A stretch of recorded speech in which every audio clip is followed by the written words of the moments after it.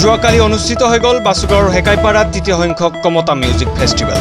দ্বিতীয় সংখ্যক কমতা মিউজিক ফেষ্টিভেলৰ প্ৰথমটো দিনৰ মঞ্চ মুকলি কৰে অসম বিধানসভাৰ অধ্যক্ষ বিশ্বজিৎ দৈমাৰী।